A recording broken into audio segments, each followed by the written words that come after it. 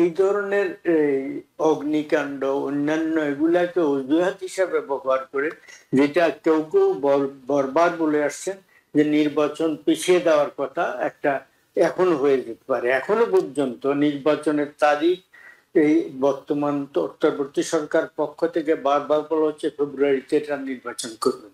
যে দলের আপনার পতন হয়েছে আওয়ামী লীগ, তারা আপনার এই সরকারকে বিভিন্নভাবে ডিলেজিটিমাইজ করতে চায়।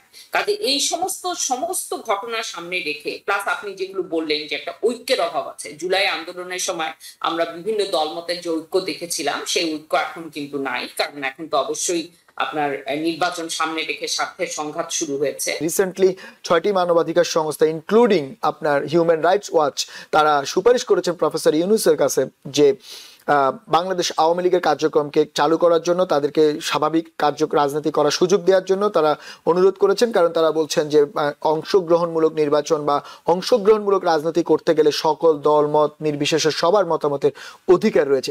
বাংলাদেশের অনেকগুলো ঘটনা ঘটছে, আপনারা দুজনই হয়তো দেখছেন, আমরাও দেখেছি, এবং খুবই দুঃখজনক ঘটনা যে বাংলাদেশে একের পর এক আগুন লাগছে বিভিন্ন জায়গায়। আগুনের সূত্রপাত কেন হচ্ছে, আগুন নিভাতে দমকল বাহিনী ঠিকমতো কাজ করছে কি বা তাদের সামর্থ্যের অভাব আছে কিনা সেটি নিয়ে প্রশ্ন উঠেছে, সরকারের আন্তরিকতা নিয়ে প্রশ্ন উঠেছে। কারণ একের পর এক আগুন লাগছে, কিন্তু সরকারের উপদেষ্টা পরিষদে যেই পরিমাণ অ্যাক্টিভিটি প্রয়োজন ছিল সেরকম অ্যাক্টিভিটি আসলে মানুষ দেখেনি। কারণ আমরা দেখলাম চট্টগ্রামে প্যাসিফিক জিন্স কারখানায় 3 দিন ধরে আগুন জ্বলেছে, কোনো উপদেষ্টা সেখানে যায়নি। আবার আমরা দেখলাম এয়ারপোর্টে আগুন লেগেছে, সেখানেও তেমন তাদের কোনো ইম্প্যাক্ট আমরা দেখিনি। কিন্তু আমি প্রফেসর মোহাম্মদুল্লাহ আপনার কাছে জানতে চাই যে বাংলাদেশের অন্তর্বর্তীকালীন সরকার একটা নির্বাচনের একটা রোড ম্যাপ ঘোষণা করেছেন, ফেব্রুয়ারিতে নির্বাচন, আর মাত্র 4 মাসের মতো সময় আছে। তার আগে এই যে বাংলাদেশের বড় বড় যেই সেক্টরগুলো, যেটাকে আমরা বাংলাদেশের বলা হয় যে গভর্নমেন্টের যে সিকিউরিটি জোনের মধ্যে থাকার কথা, বিশেষ এয়ারপোর্টের মতো খুবই স্পর্শকাতর জায়গা, এইসব জায়গায় আগুন লাগছে, আগুন ছড়িয়ে পড়ছে, ক্ষতিগ্রস্ত হচ্ছে। এইগুলোতে কি আপনার কি মনে হয় যে পরবর্তী যে ইলেকশন হতে যাচ্ছে সেখানে ইম্প্যাক্ট পড়বে, বা সেখানে আসলে সরকারের খুব হিমশিম খেতে হবে সেই জিনিসগুলো ইকোনমিক সঙ্গে আপনার আইন শৃঙ্খলা দুটোর ব্যালেন্স করতে গিয়ে?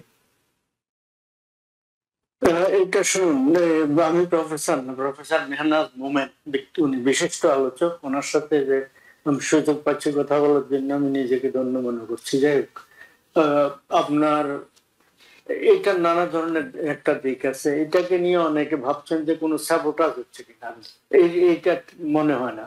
শেখ হাসিনার আমলে 15 বছরে কয়েকশো অগ্নিকাণ্ডের ঘটনা ঘটেছে, বড় বড় অগ্নিকাণ্ডের ঘটনা ঘটছে। এর আগের সরকারগুলো আমল হয়েছে, হচ্ছেটাকে দেশ বড় হচ্ছে, মানে এবং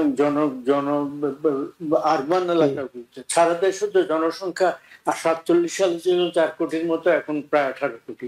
ফলে জনসংখ্যা বাড়ছে, শহরে ঢাকা শহরে এখন 1 কোটির বেশি লোক থাকে, খুব ঘনবসতিপূর্ণ হচ্ছে, মানে বিভিন্ন জায়গায় কেমিক্যালের ফ্যাক্টরি, এটা সেটা, রাস্তাঘাটে যানবাহন বাড়ছে ইত্যাদি কারণে অগ্নিকাণ্ড বাড়ছে। এটা একটা দিক। অন্যটা হচ্ছে যে সেন্সিটিভ এরিয়াগুলোতে হচ্ছে, সেখানে যথেষ্ট অগ্নি নির্বাপক ব্যবস্থা আছে কিনা, এটি একটি দিক আছে। আরেকটা কথা হচ্ছে এয়ারপোর্টে যাওয়ার সুযোগ ছিল চট্টগ্রামে যেখানে সেখানে, কিন্তু বাংলাদেশ অত্যন্ত বিপজ্জনক একটা কথা আপনাদের এই ধরনের আলোচনায় উঠে আসা উচিত।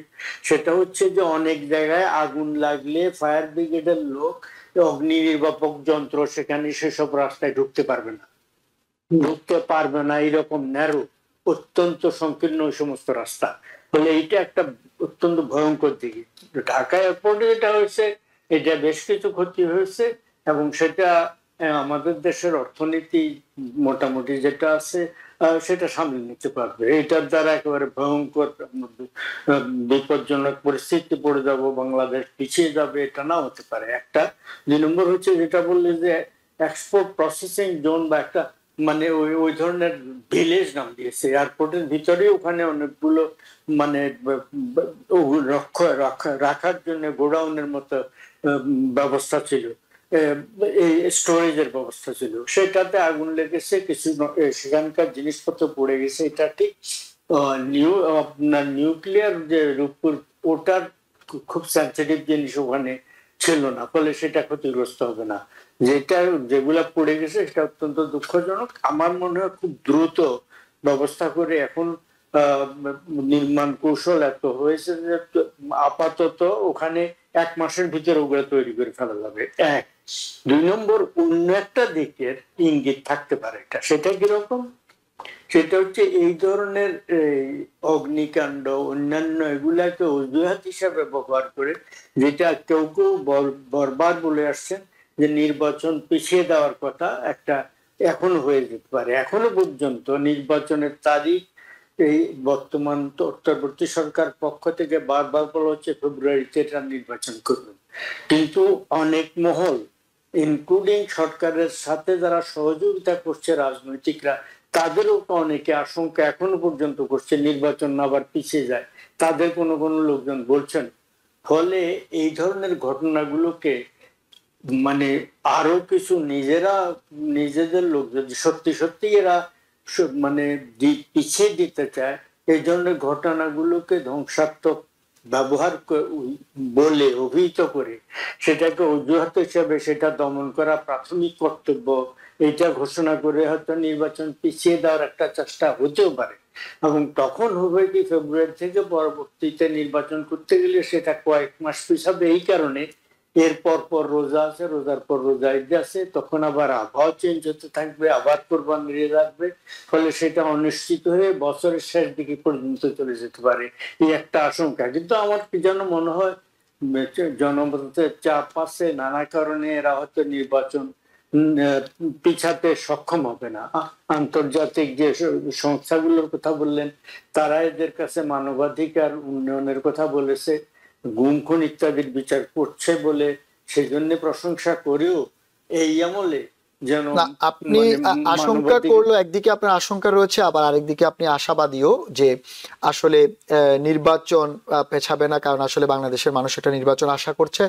আমি একটু প্রফেসর মেহনুজ আপনার কাছে জানতে চাই যে মাহমুদুল্লাহ ভাই যেমনটা বললো যে উনি নির্বাচন নিয়ে আশঙ্কা করছেন, আবার নির্বাচনের এই কথাগুলো বলছেন, পাশাপাশি যেই জিনিসটা উঠে আসছে, আমরা দেখলাম জুলাই সনদ যখন স্বাক্ষর হচ্ছে সেখানে এই গণ অভ্যুত্থানের সঙ্গে জড়িত যে যারা ছিল, বিশেষ করে ছাত্ররা কিন্তু সেখানে আপনার উপস্থিত হয়নি, বিশেষ করে এনসিপি বা তাদের ছাত্র প্রতিনিধি, এবং আমরা আবু সাইদ সহ শহীদদের কোনো পরিবার বা তাদেরকেও দেখিনি। এবং সেই সঙ্গে আজকে আমরা দেখলাম জামাতের যে একজন প্রধান, উনি বলছেন যে এনসিপি কে রাজনীতি শিখতে হবে জামাত থেকে, যে এখনো এনসিপি পরিণত হয়নি, তাদের আরো ম্যাচুরিটি প্রয়োজন আছে। এই যে এই কথাবার্তাগুলো বাজারে চলছে, সেই সঙ্গে এই আগুন, এরকম বিভিন্ন কিছু, সবকিছু মিলিয়ে প্রফেসর মেহনুজ আপনি কি কোথাও আশঙ্কা দেখছেন নির্বাচন পেছানোর ব্যাপারে?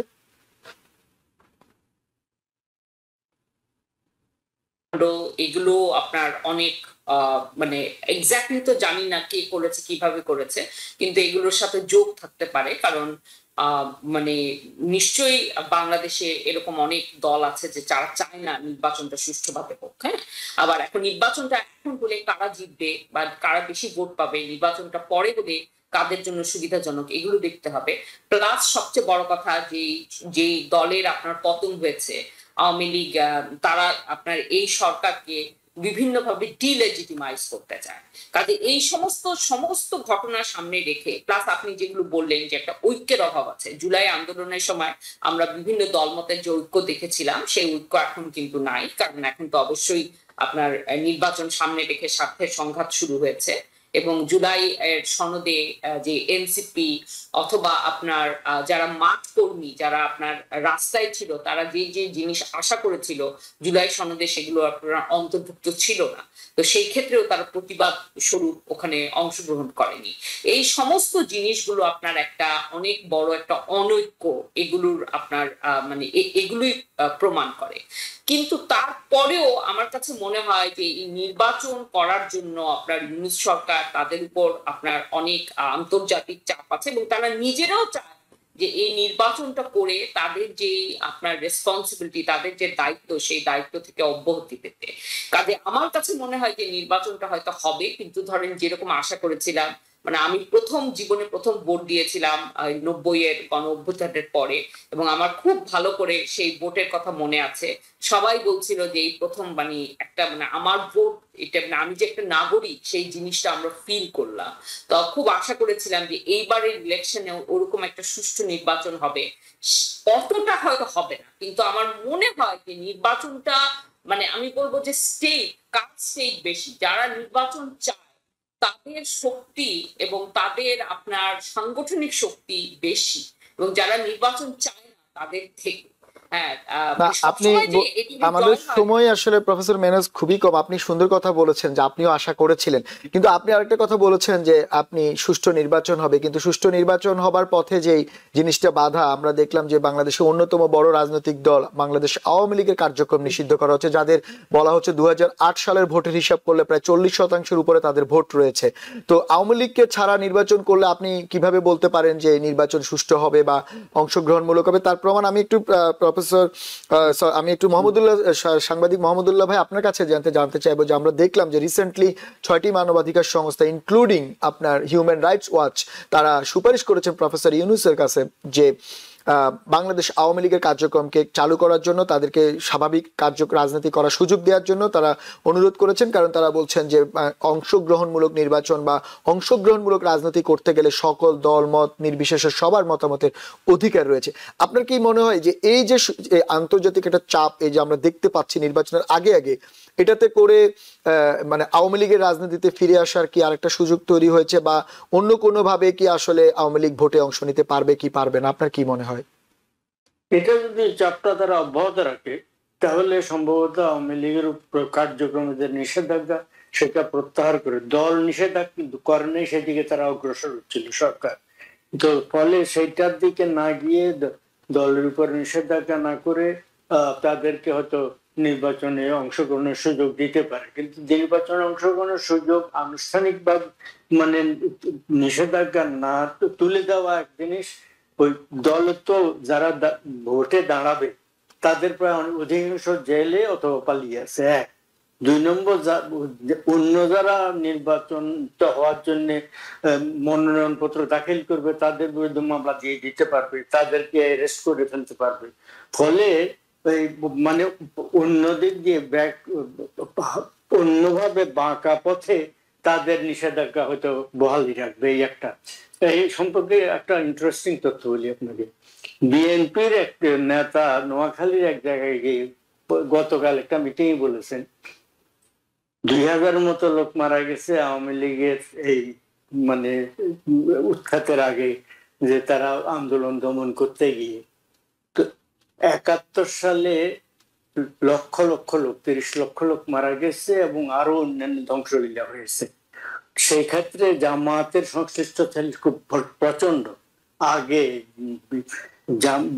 আওয়ামী লীগকে নিষিদ্ধ করার জন্য জামায়াত দাবি করছে, আওয়ামী লীগকে নিষিদ্ধ করার আগে প্রথম কাজ হচ্ছে, এটা বিএনপির কথা, বিএনপি যারা আওয়ামী লীগকে নিয়ে জামাতকে নিয়ে রাজনীতি করেছে, জামাতের 2 জনকে বেগম জিয়ার আমল শেষ সরকারে তাদের 2 জন মন্ত্রীও ছিলেন, সেই দলের পক্ষ থেকে বলা হচ্ছে যে প্রথমে নিষেধ করা উচিত জামাতকে, তারপরে আওয়ামী লীগের কথা আসে।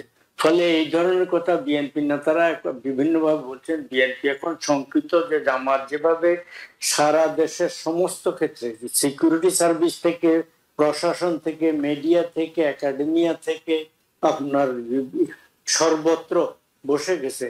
তো ফলে বিএনপি যদি এবার ইলেকশনে কিছুটা মেজরিটি নিয়ে ক্ষমতায় যেতেও পারে, তারা জামাত নির্ভর হয়ে থাকবে, জামাত কলকাঠি নাড়বে, তাদেরকে নিয়ন্ত্রণ করবে। ফলে বিএনপি খুব শঙ্কিত আছে এইসব কারণে।